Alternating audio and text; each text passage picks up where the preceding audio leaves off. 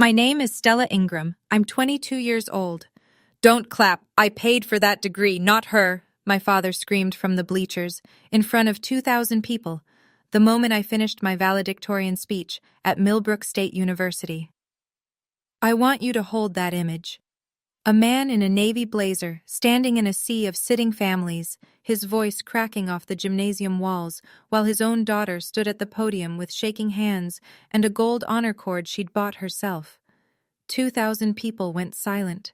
My pulse hammered so hard I could feel it in my teeth. But here's what my father didn't know. I'd worked 3 jobs for 4 years. I'd paid every cent of what he claimed was his. And the dean, sitting 6 feet from me on that stage, already had a file on her desk with his signature on 8 checks he was never supposed to cash.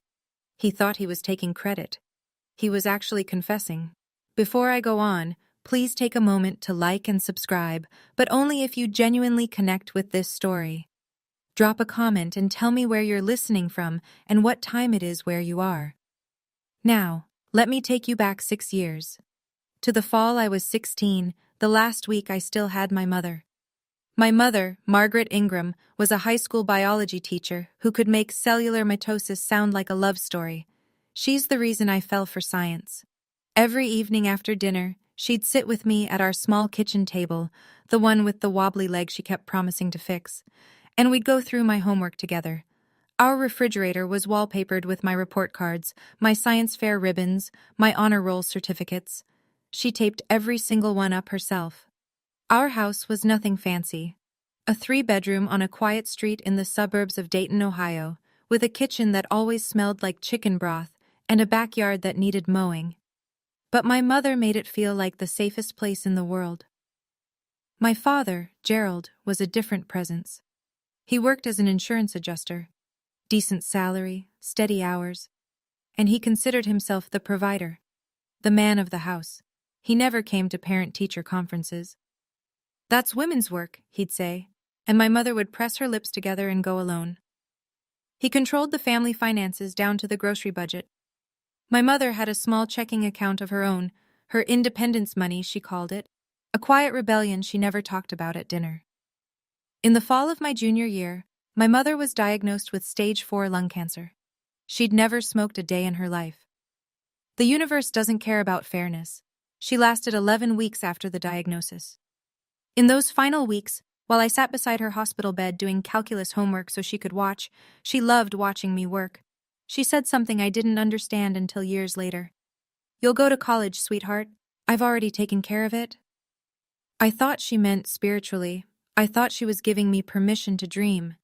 She had an old laptop, a battered Dell with a cracked hinge, that I packed into a box after the funeral and couldn't bring myself to open for years. That laptop would change everything. But I didn't know that yet. My mother died on a Tuesday. The kitchen went quiet after that. The week after the funeral, my father moved fast. He closed my mother's personal checking account, her independence money, and rolled everything into his own. He gathered her mail, her documents, her files into a single box he kept in his office closet. "I'll handle the paperwork from now on," he said, standing in the hallway with a stack of envelopes. "All the mail comes through me first. I don't want you worrying about bills." I was 16. My grandparents on both sides were gone. I had no siblings, no aunts or uncles nearby. Just one great-aunt, Helen, who lived 3 states away and sent birthday cards with $10 bills. Gerald Ingram was the only family I had left. When your world shrinks to one person, you don't question the terms. He restructured the house the way he restructured claims at work, efficiently, without consulting anyone. The dining table went from 3 chairs to 2. He sat at the head. I cleared the plates. My mother's reading chair moved to the garage. Her coat disappeared from the hook by the door. "A girl your age should know how to run a household," he told me one evening while I scrubbed a pot. "Your mother did it. Now it's your turn."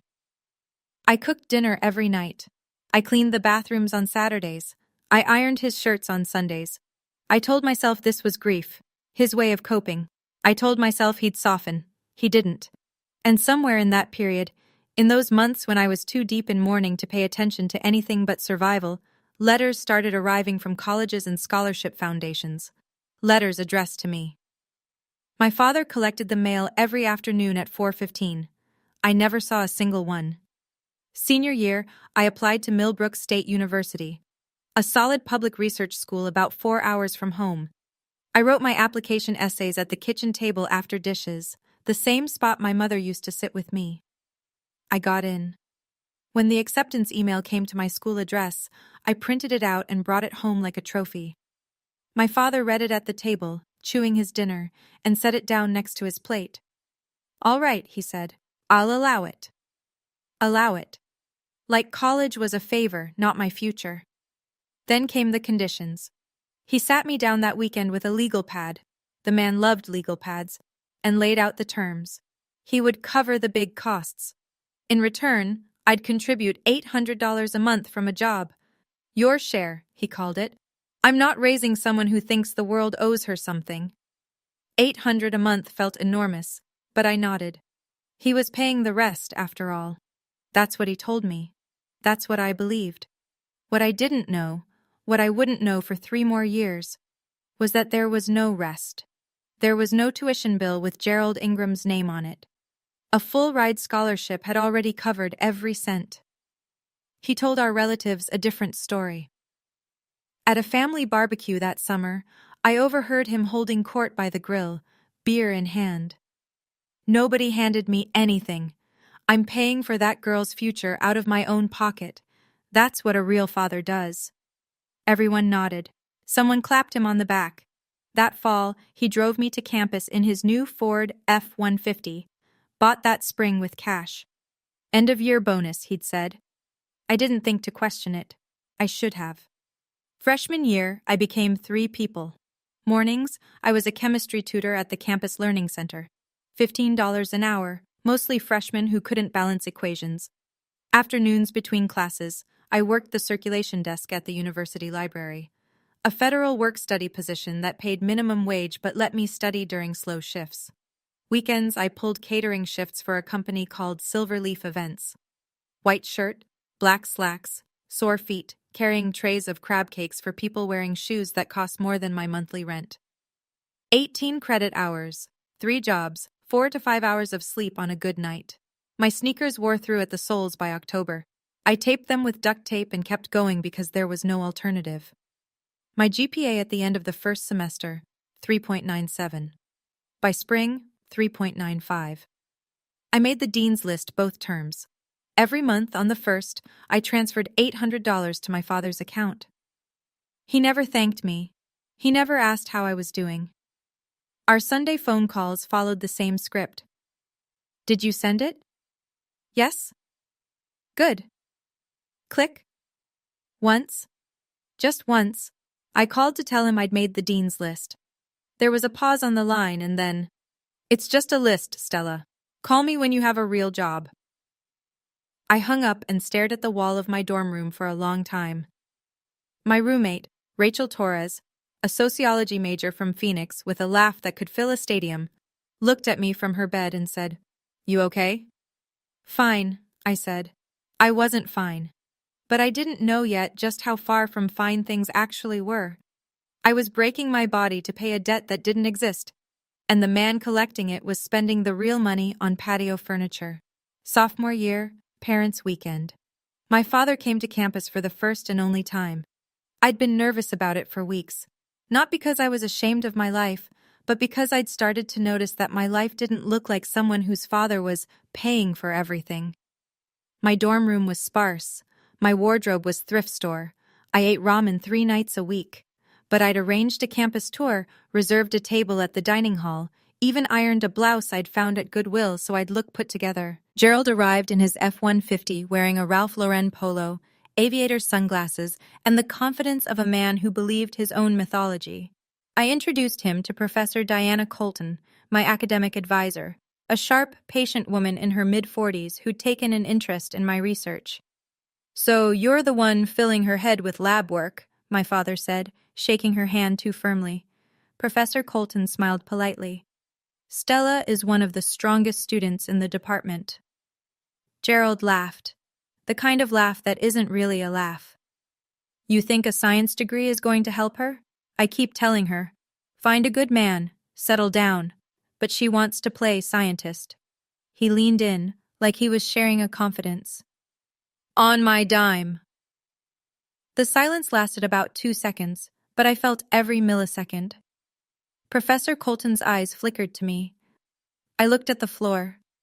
Later, walking me back to my dorm, she asked quietly, "Is your father always like that?" "He's old-fashioned," I said. She nodded, but I could see her thinking. A student working 3 jobs whose father claims he's paying for everything. A father who doesn't want his daughter to use her degree. Something wasn't adding up, and Diana Colton was the kind of woman who noticed when numbers didn't balance. The Sunday calls got worse sophomore year. They followed a pattern so predictable I could have scripted them. He'd open with money. "Did you send it?" Then he'd pivot to guilt. "Your mother's gone, Stella. I'm the only one left. Do you know what I sacrificed to keep you in that school?" And he'd close with control. "You owe me. Don't forget that." Every Sunday. Same rhythm, same words, like a liturgy he'd memorized. Rachel started noticing. She'd be on her bed pretending to read while I sat on mine with the phone pressed to my ear, answering in monosyllables. After I hung up, she'd watch me go into the bathroom and close the door. She never said anything about the fact that I always turned the faucet on. She knew what the sound of running water was covering. One Sunday in November, Gerald asked for more. "Send an extra $200 this month. The furnace needs work." $200 I didn't have. I skipped meals for 2 weeks, told Rachel I was intermittent fasting, and wired it. Meanwhile, Gerald was telling his friends a story about sacrifice. I know this because his buddy Frank Murdoch mentioned it to me at Christmas. "Your dad talks about you all the time, honey. Says you're costing him an arm and a leg, but he wouldn't have it any other way." I smiled. What else could I do? But Rachel, who paid less per semester than I did, and whose parents contributed nothing, sat me down one night with the bluntness only a true friend can manage. "Stella, you pay your dad $1,000 a month and he says he's paying your tuition? You work 3 jobs, I work 0. Something doesn't add up." I told her she was overthinking it. But the seed was there, and seeds, given enough time, tend to crack concrete. Thanksgiving, sophomore year. I drove home in a borrowed car and started cooking at 5 in the morning. Gerald had invited about 15 people, cousins, old neighbors, a few work friends. He bought a turkey from Whole Foods and had me plate it on our nicest dish so it looked homemade. "Don't tell anyone I didn't cook it," he said, and I thought, everything about you is performance. By 6 p.m., the house was full. I'd made the sides from scratch: mashed potatoes, green bean casserole, cornbread, 2 pies. My hands smelled like sage and my back ached from standing since dawn. Gerald sat at the head of the table in a pressed button-down, playing patriarch. Before anyone touched their food, he raised his glass. "This year, I'm spending over $30,000 to put Stella through school. Who else can say that? But that's what a father does." Applause. Actual applause. My cousin's husband whistled. I sat with my hands in my lap. An aunt leaned over and asked what I was studying. I began to explain my biochemistry research, an enzyme inhibition project I was genuinely proud of. I got about 2 sentences in before Gerald cut across the table. "Research." He said the word like it tasted bad. "My money, her hobby." Laughter. A few uncomfortable ones, but laughter. I pressed my napkin into my thigh under the table so hard my knuckles went white. Later, while I washed dishes alone in the kitchen, my great-aunt Helen appeared beside me. She dried a plate in silence for a moment, then said, very quietly, "Your mother would be so proud, sweetheart. She tried so hard to make sure you'd be taken care of. You know that, right?" I didn't know what she meant. Not yet. "Thank you, Aunt Helen," I said. She patted my hand and didn't say anything else. But the look on her face, something between sadness and apology, stayed with me long after I drove back to campus. By the end of sophomore year, my GPA was a perfect 4.0. Dean's List for the 4th consecutive semester. Professor Colton nominated me for an undergraduate research position in the molecular biology lab, a spot that usually went to juniors and seniors. I got it. I called Gerald on a Sunday, bracing for the usual script. Instead, he surprised me. "Good," he said. One word. But from him, it felt like a standing ovation. I hung up and caught myself smiling in the mirror. Actually smiling. and hated that one syllable of lukewarm approval from this man could still make me feel like I'd won something.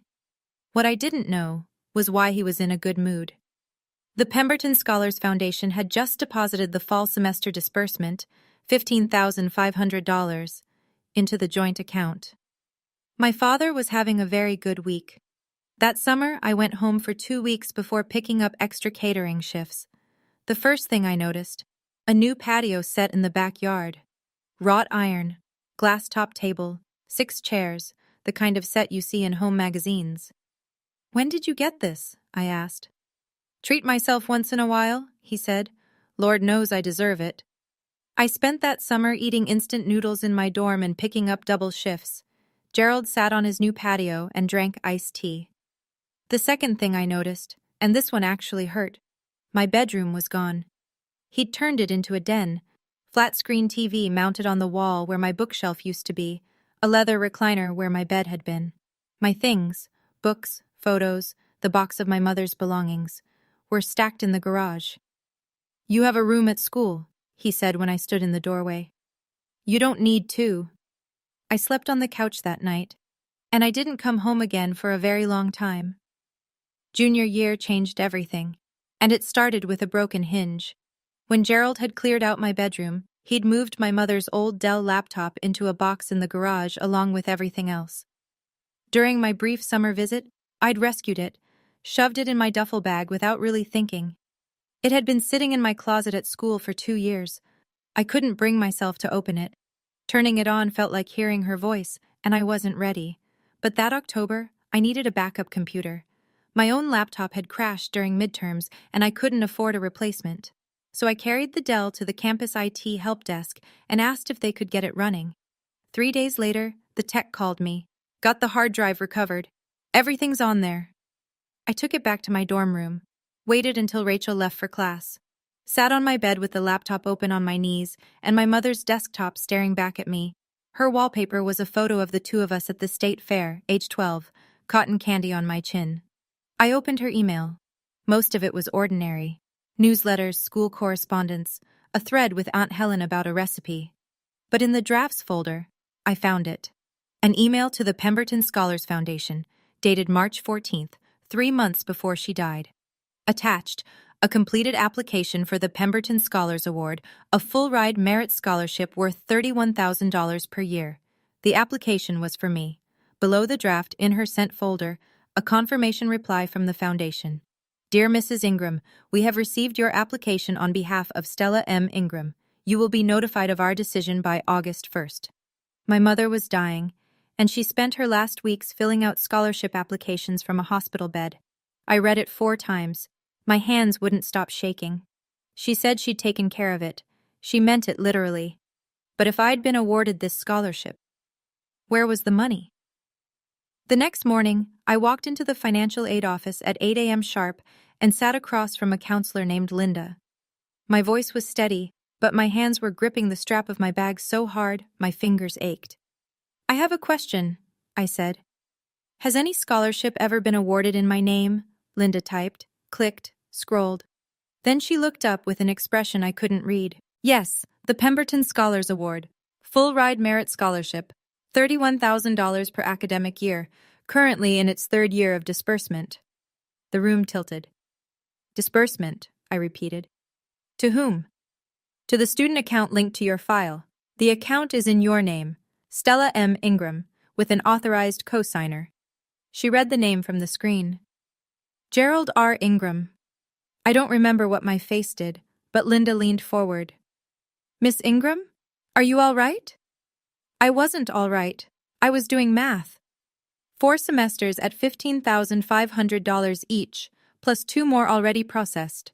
6 disbursements so far, totaling over $90,000, deposited into an account my father had opened when I was 17. An account I'd never seen a statement for. An account he told me was for emergencies. "Has any of that money been applied to my tuition?" I asked. Linda checked. "Your tuition has been paid in full each semester by the scholarship disbursement." "So the tuition is covered. 100%, plus a stipend for books and living expenses." I sat back. 3 jobs, $800 a month sent to my father. The meals I'd skipped, the shoes I'd taped together, all of it. For a bill that didn't exist. $124,000 to date. And I hadn't seen a single cent. Thank you, I said, because I didn't know what else to say. I walked out of that office and sat on a bench outside the administration building for 45 minutes, watching students walk past with their backpacks and their coffee cups, and I felt the entire architecture of my life rearrange itself. Sunday came. The phone rang at its usual time. Month's almost over, Gerald said. Send it early. I need new tires. I was sitting on my bed. Rachel was in the library. The dorm room felt enormous and suffocating at the same time. Okay, I said. My voice cracked on the second syllable, barely, a hairline fracture, and I held my breath waiting to see if he'd notice. He didn't. He never listened closely enough to notice.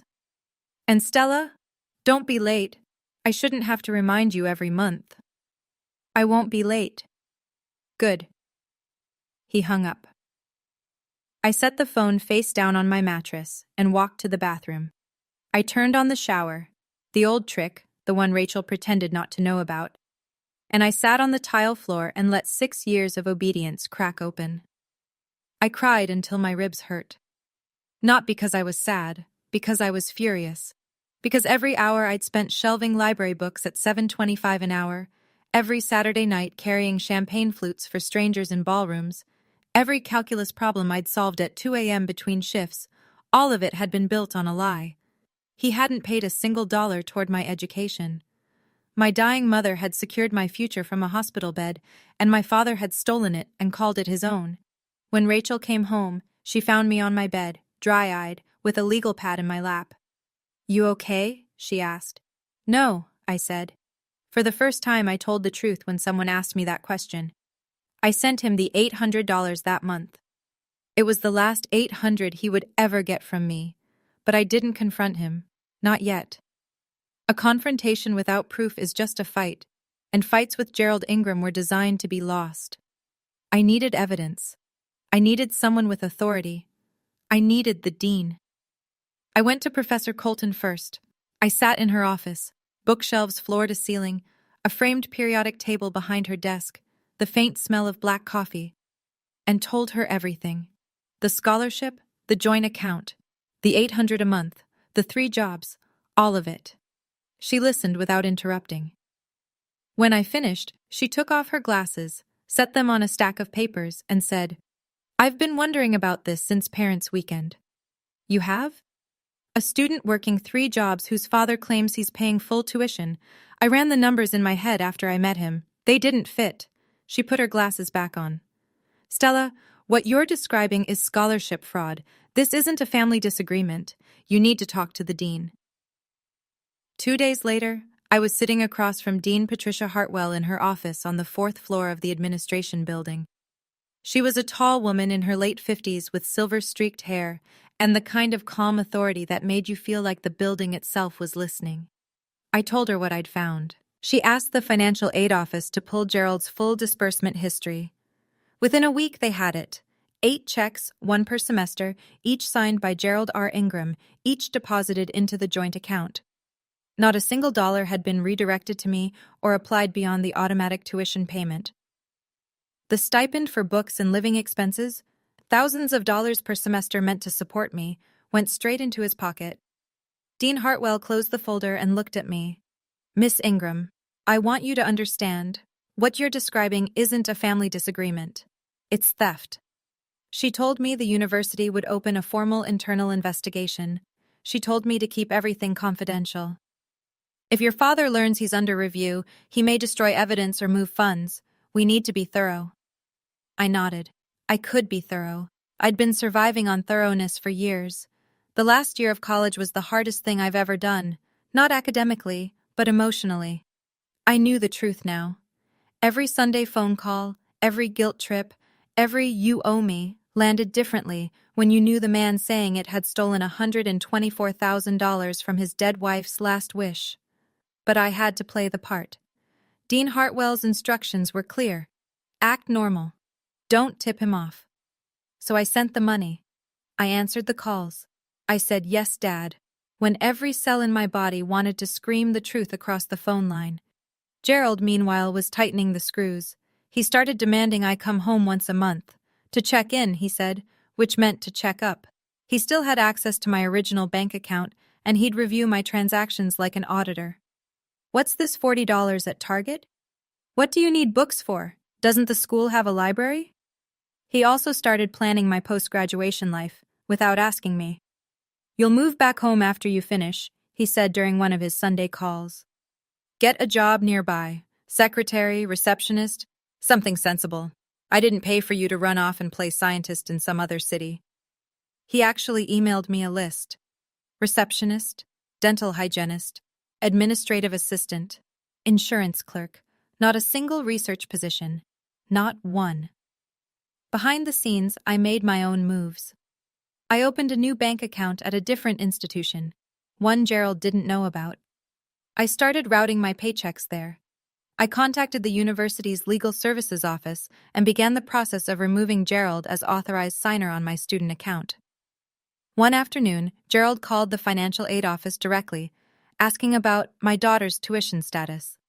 The staff, briefed by Dean Hartwell, gave him a vague, cheerful runaround. He hung up satisfied. He had no idea the walls were closing in. In April of my senior year, the provost's office sent me a letter. I'd been named class valedictorian, highest GPA in the graduating class, 4.0 cumulative summa cum laude with departmental honors in biochemistry. I held that letter in my hands and felt two things collide. Pride so fierce it burned, and terror so deep it made my knees soft. Because being valedictorian meant giving a speech, in front of everyone, in front of him. Gerald's reaction was immediate and predictable. He called within hours of hearing, I still don't know who told him, and his voice had the oily warmth he only used when he wanted something. "You're giving a speech? Good. You'll thank me, in front of the whole crowd. Make sure you say my name clearly. Gerald Ingram. I want everyone to hear who made this possible." "Of course, Dad." That night, I sat at my desk and wrote 2 speeches. The first was the fake, a polished, grateful ode to fatherly sacrifice, full of phrases like, "I couldn't have done this without my father's unwavering support." I emailed it to Gerald. He read it, approved it, and replied with a single line, "Finally, about time you showed some respect." The second was real. I'm not going to tell you what was in it yet, but I will tell you this. It didn't contain my father's name. Not once. I printed both versions. The fake went into an envelope labeled, "Speech, Approved." The real one went into the inside pocket of my graduation gown, folded twice, pressed flat against my heart. Every night for the next 3 weeks, I practiced in front of the bathroom mirror while Rachel sat on the closed toilet lid and listened. Most nights, she cried, "I didn't. I'd used up my tears in the shower a long time ago." The graduation gown hung on the back of my door. I looked at it every night before I turned off the light. That black fabric, that gold honor cord, and I thought, this is mine. All of it. Every thread. 3 weeks before commencement, Dean Hartwell called me to her office. The folder on her desk was thick, maybe 40 pages. She opened it and turned it so I could see. 8 disbursement records, each with Gerald's signature. Bank routing confirmations. A spreadsheet showing every deposit, every date, every amount. $124,000 across 4 years, methodically collected by a man who told everyone, including his own daughter, that he was the one making sacrifices. "The investigation is complete," Dean Hartwell said. "Every disbursement from the Pemberton Scholars Award was deposited into a joint account opened by your father when you were 17. He signed for each check as the authorized co-signer. No funds beyond automatic tuition payment were ever transferred to you." She paused, letting that land. "Additionally, your employment records confirm that you earned approximately $38,000 across 3 jobs over 4 years and sent a significant portion of that to your father as what you believe to be your tuition contribution.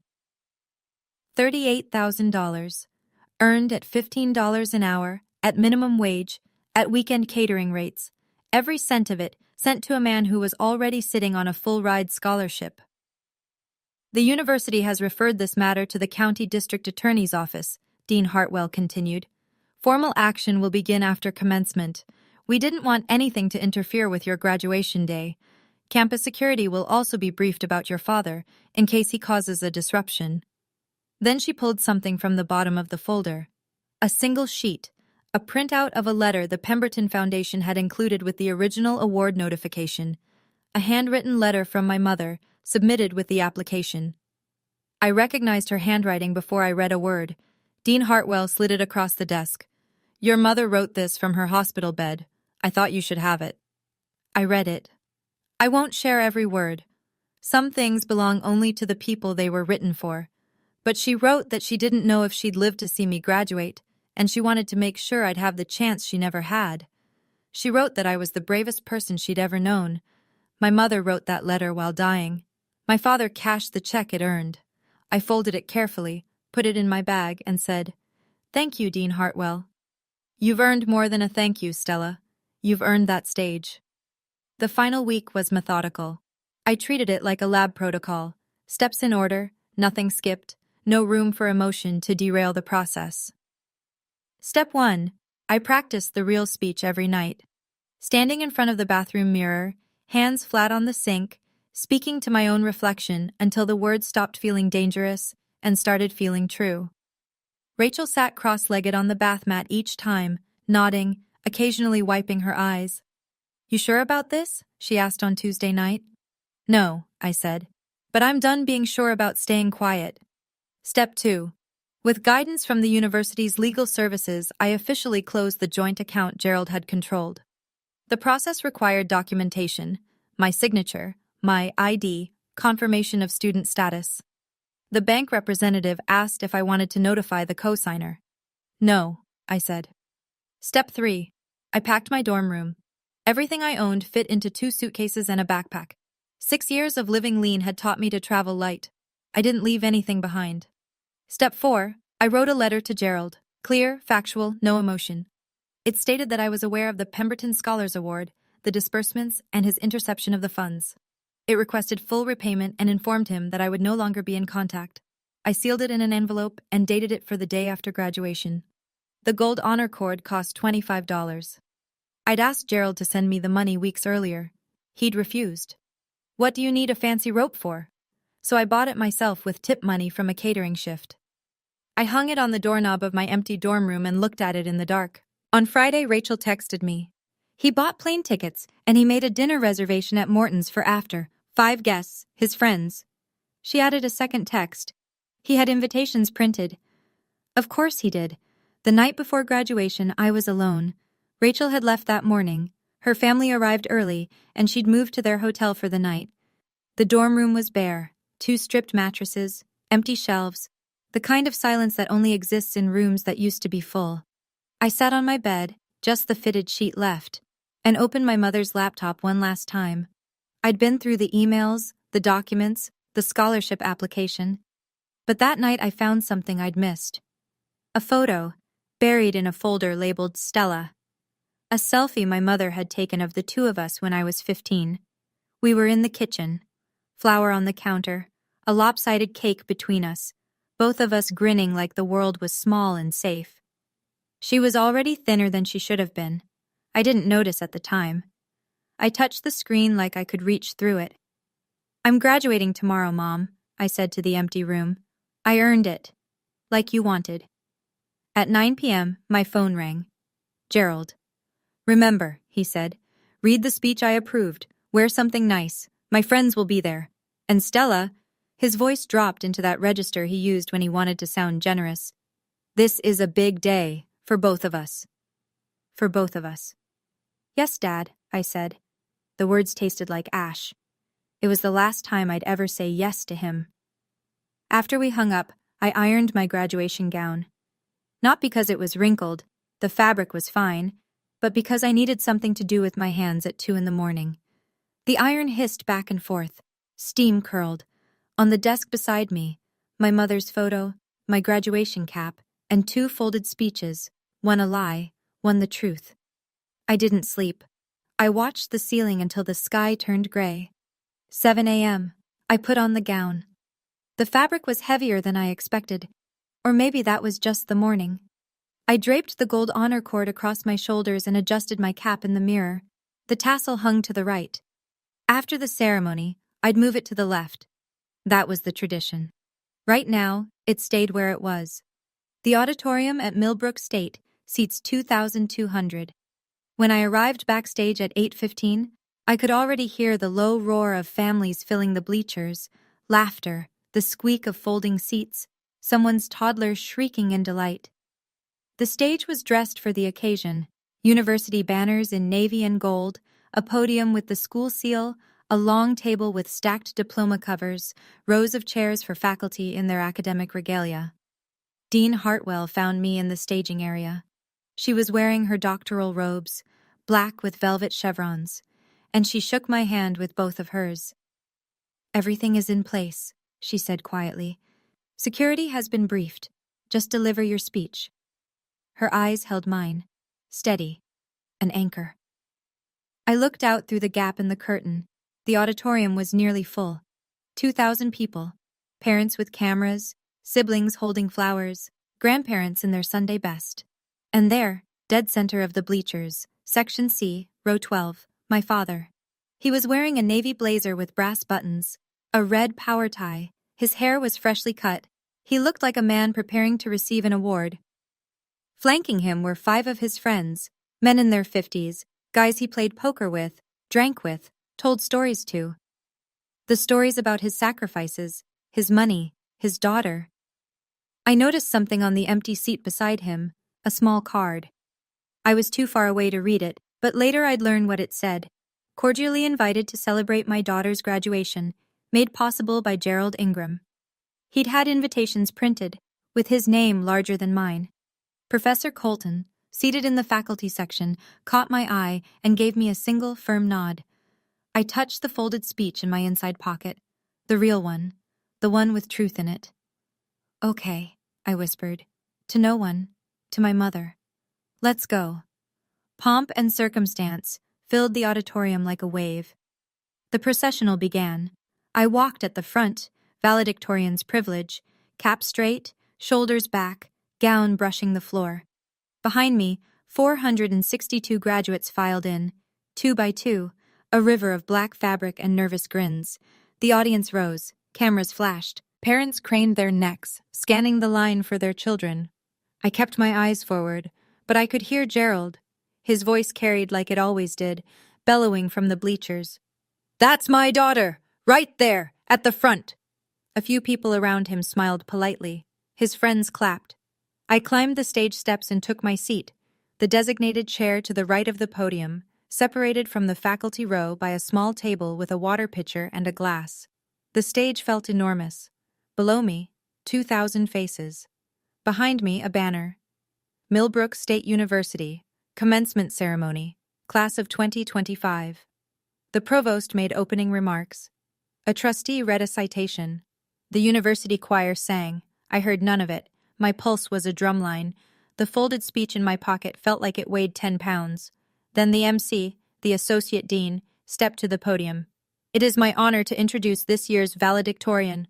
Stella Ingram maintained a perfect 4.0 GPA over 4 years while working 3 concurrent jobs. She is graduating summa cum laude with departmental honors in biochemistry and has been awarded the university's highest academic distinction.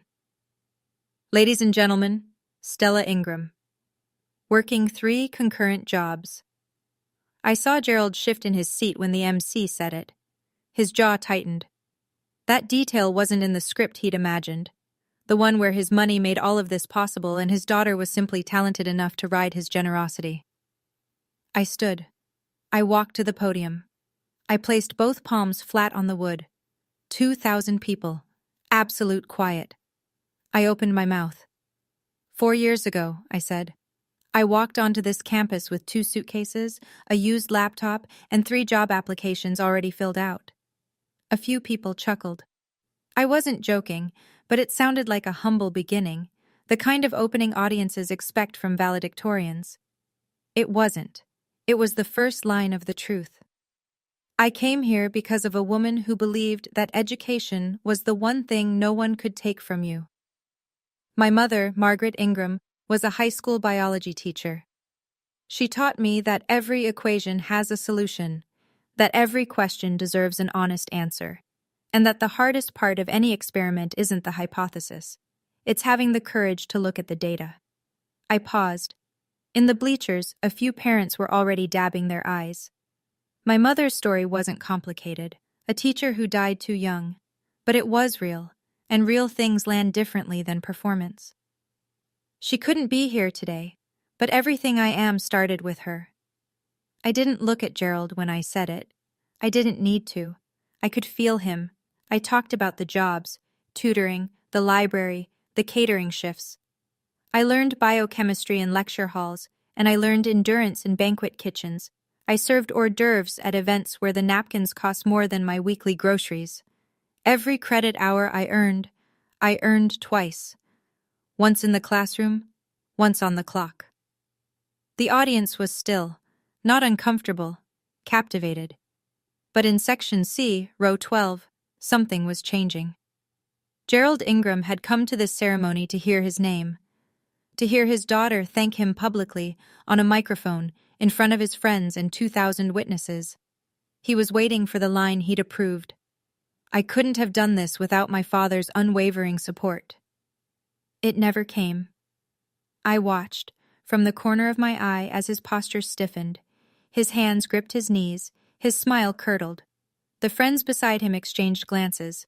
Something was about to break. It happened between sentences.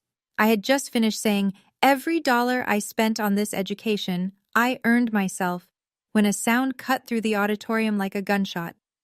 A chair, metal, folding, slammed upright against the bleacher behind it. And then a voice I'd been obedient to for 22 years roared across 2,000 people. "Don't clap! I paid for that degree, not her!" Gerald was standing, blazer unbuttoned, face crimson, veins visible in his neck even from the stage. He jabbed a finger toward me like he was scolding a child in a grocery store. Except the grocery store had 2,000 witnesses and a sound system. "She wouldn't have lasted one semester without my money," he shouted. "Everything she has, I gave her. That gown, that cord, that podium, I paid for all of it." The auditorium went silent so fast, it felt like the air had been sucked out. Someone dropped a program. A baby started crying 3 sections over. 2,000 heads turned toward Section C, row 12, toward a man in a navy blazer who had just detonated his own reputation and didn't know it yet. His 5 friends sat frozen. One of them, I'd learn later it was Frank Murdoch, slowly covered his face with his hand. I stood at the podium. The microphone was still on. I could hear my own breathing through the speakers, amplified, and I knew the audience could hear it too. My hands were trembling. I gripped the edges of the podium to stop them. My heart was slamming so hard I thought I might pass out. But I didn't cry. I looked down at the wood grain beneath my fingers. I looked at Dean Hartwell, seated to my left on the stage. She met my eyes and gave one nod, small, nearly imperceptible, but I saw it. I felt it. And I smiled. Not a wide smile, not a victorious one, the quiet kind. The kind that comes after you've been waiting for something to finally be over so the truth can start. I stepped back to the microphone. 7 words. I'd rehearsed them in the bathroom mirror for 3 weeks. I'd said them so many times they'd lost their shape and become pure sound, and then I'd said them more until they became something harder. Not just words, but a line drawn in the ground. I leaned into the microphone. My voice didn't shake. I paid for every cent myself. Silence. 3 full seconds of it. The kind of silence where you can hear the ventilation system humming. Then a murmur. Low at first, rippling through the audience like a stone dropped in water. Heads turning, eyebrows rising. People leaning toward each other. What did she say? Did you hear that? I kept going, steady, like reading data aloud in a lab. 3 jobs, 4 years, every tuition payment, every textbook, every meal. The financial records are on file with the dean's office. I turned slightly, not fully toward Gerald, but enough. And the Pemberton Scholars Award, the full-ride merit scholarship my mother applied for before she died, the one that covered my entire education? My voice stayed level. Those funds were intercepted and cashed by someone else. The disbursement records, with signatures, are also on file. I didn't say his name. I didn't need to. Every person in that auditorium knew who I was looking at. Gerald stood in the bleachers, mouth open, no sound coming out. The crimson drained from his face and left it gray. He looked like a man who had just heard a door lock behind him. The murmurs became a wave. I could hear fragments. Did she say stolen? The scholarship? Oh my God! In the far corner of the bleachers, my great-aunt Helen pressed both hands over her mouth and began to cry. Professor Colton, in the faculty section, didn't move. She just closed her eyes for a long moment, the way you do when something you suspected turns out to be true, and the confirmation hurts anyway. I stepped back from the microphone. You didn't pay for my degree, Dad. Quiet, clear, final. You stole from it. Dean Hartwell stood. She didn't rush. She didn't make a spectacle of it. She rose from her chair with the unhurried gravity of someone who had prepared for this moment and placed herself at the second microphone on the stage, the one reserved for administrative remarks. If I may, she said. Her voice was calm, authoritative, the kind of voice that fills a room without raising itself. 2,000 people turned back toward the stage. I can confirm that the university has completed an internal investigation into the disbursement of a merit-based scholarship awarded to Miss Ingram. The Pemberton Scholars Award, a full-ride scholarship valued at $124,000, was applied to Miss Ingram's tuition account each semester as intended. However, the accompanying stipend funds were deposited into a joint account with an authorized cosigner who was not the student. She paused. That matter has been referred to the appropriate authorities. She didn't say Gerald's name. She didn't need to. The entire auditorium knew who was standing in Section C, Row 12, because every head had already turned. 2 campus security officers, I noticed them only now, though they must have been positioned near the aisle before the ceremony began, were already moving. They walked calmly up the bleacher steps toward Gerald, one on each side. Sir, the first officer said, loud enough for the nearby rows to hear, please come with us. Gerald's face cycled through 3 expressions in 2 seconds. Confusion, then rage, then something I'd never seen on him before, fear. This is my daughter's graduation, he sputtered. You can't. I have a right to be here. Sir, you're being asked to leave the venue. They flanked him, polite but immovable. Gerald looked around for his friends, the 5 men he'd invited to witness his triumph. Not one of them stood. Not one of them looked at him. Frank Murdoch sat with his elbows on his knees, staring at the floor. Gerald was escorted down the bleacher steps, past rows of silent families, past mothers clutching their programs, past fathers who held their children a little tighter as he passed. The metal doors at the back of the auditorium opened and then closed, and the sound echoed through the silence like a period at the end of a sentence. On the empty seat in Section C, Row 12, a small printed card lay face up, made possible by Gerald Ingram. No one picked it up. The auditorium was still. Dean Hartwell stepped back from the microphone and nodded to me, a gesture that said, "This is still your stage." I returned to the podium. My hands were no longer shaking. Something had released in my chest, a knot I'd been carrying so long I'd forgotten it was there. I'd like to finish, I said. 2,000 people gave me their silence. It felt different from the silence before, warmer, like the room was holding its breath not from shock, but from care. I reached into the inside pocket of my graduation gown and pulled out a single sheet of paper, the printout of my mother's letter to the Pemberton Foundation. I'd carried it against my heart through the processional, through the speech, through everything. When my mother applied for the scholarship that paid for my education, she was in the hospital. She had stage 4 lung cancer. She had weeks left. My voice caught, just barely, and I let it. She wrote a letter to the selection committee. I'd like to share part of it. I looked down at her handwriting, photocopied but still unmistakably hers, the slight forward lean of her cursive, the way she crossed her T's with long, confident strokes. She wrote, I don't know if I'll be alive when my daughter starts college, but I know she'll get there. I'm asking you to make sure she has the chance I won't be there to give her. Something broke open in that auditorium. I could hear it, a wave of emotion that moved through 2,000 people at once. Faculty members removed their glasses. Strangers reached for each other's hands. In the front row, a woman I'd never met was openly weeping. Professor Colton pressed a tissue to her eyes. Aunt Helen, in the back, was sobbing. Decades of guilt and suspicion finally given a name. I folded the letter. She couldn't walk me to campus, I said. So she paved the road instead. The standing ovation began in the faculty section and rolled outward like a tide. 2,000 people rose. The sound was enormous.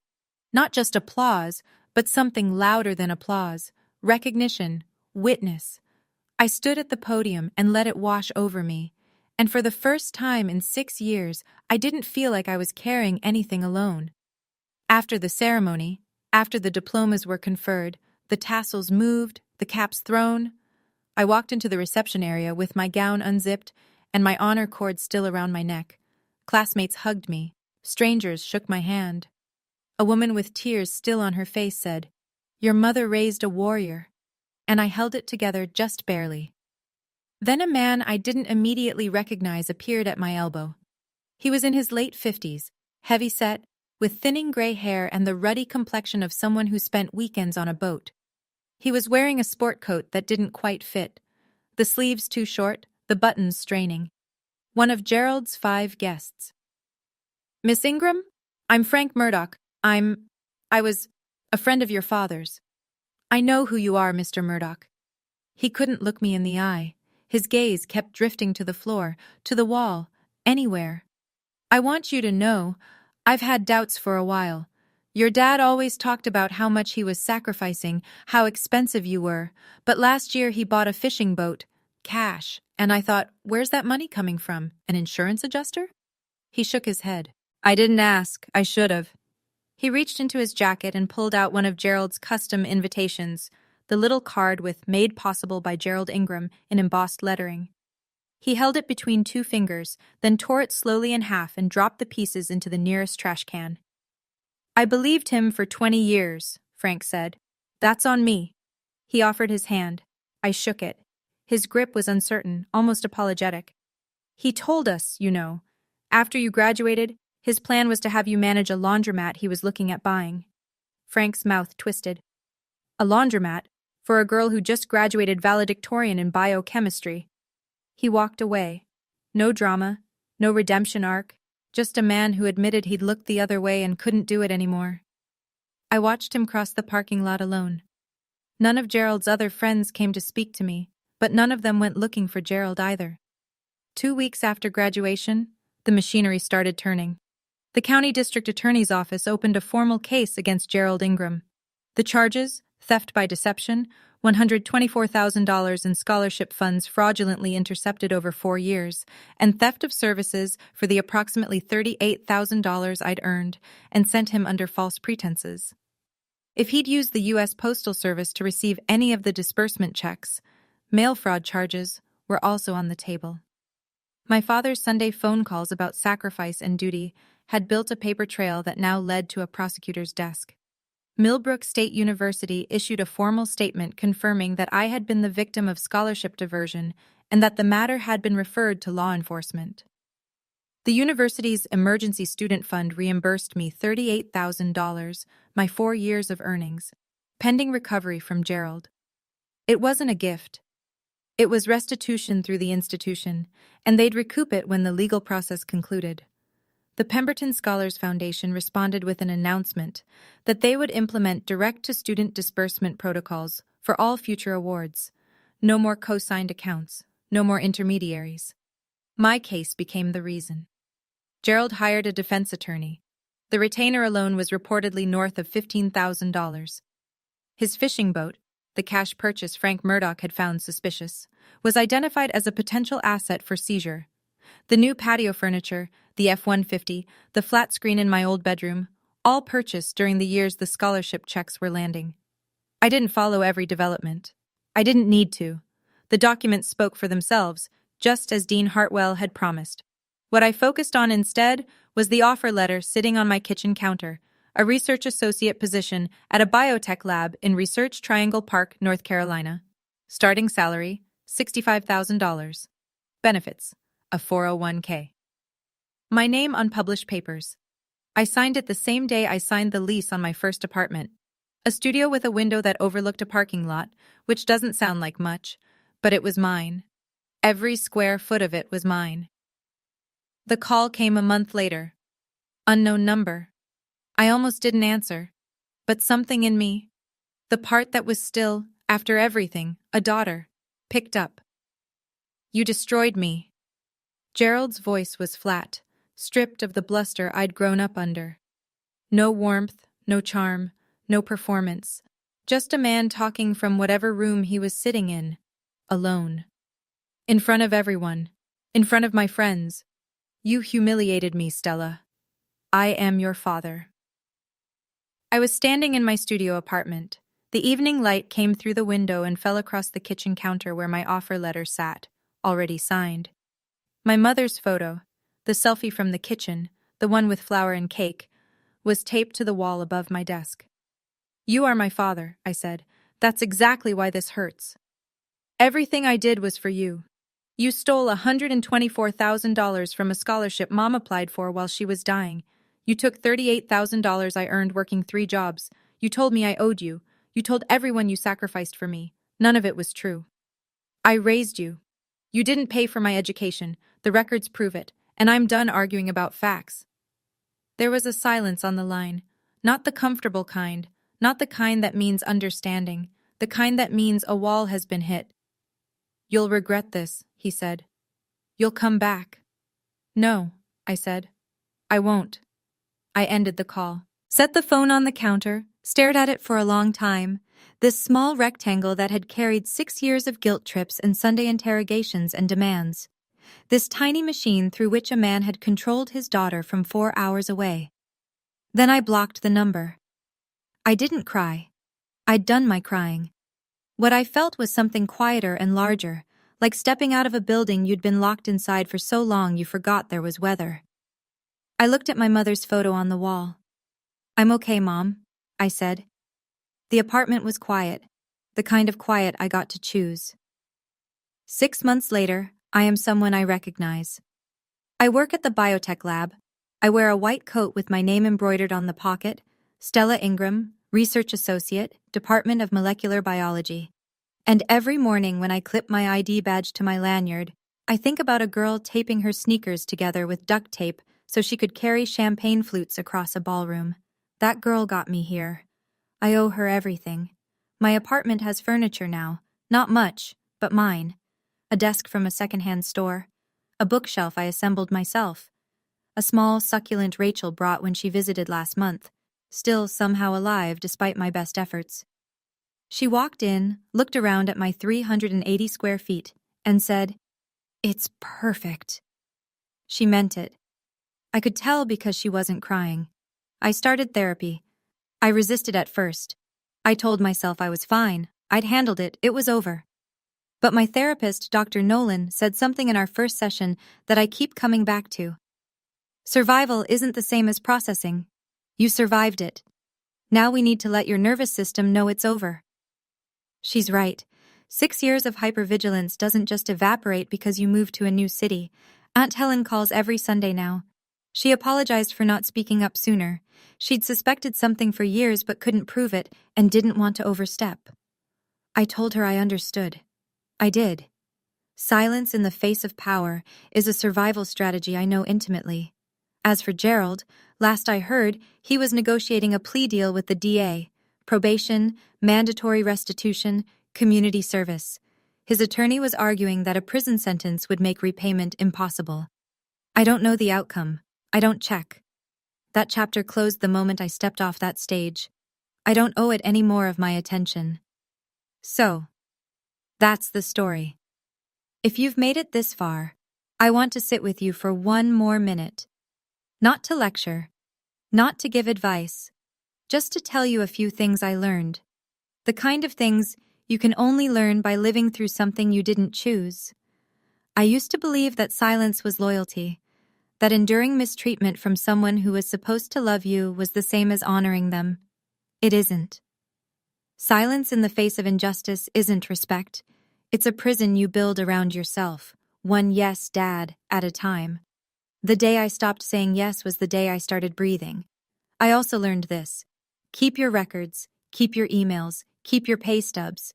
Keep every piece of paper that tells the truth about your life, because there will come a day when someone tries to rewrite your story, and you'll need the receipts. Documents don't lie. People do. Let the paperwork speak. And maybe most importantly, setting a boundary with someone you love is not an act of war. It's an act of survival. I didn't cut my father out of my life because I hated him. I did it because I finally loved myself enough to stop letting him take what wasn't his. If you're in a situation like mine, if someone is using guilt or obligation or family as a tool to control you, know this: you are not alone. And you don't owe anyone your silence. Thank you for staying until the end. If this story touched something in you, hit that like button. Not for me, but so the algorithm carries it to someone who needs to hear it tonight. Subscribe and tap the bell if you want more stories like this one. And check the description. There's another one waiting for you that I think you'll understand. My name is Stella Ingram. I graduated from Millbrook State University, summa cum laude, with a 4.0 GPA, 3 jobs on my resume, and a full-ride scholarship my dying mother fought for. I earned every cent, and now the record shows it.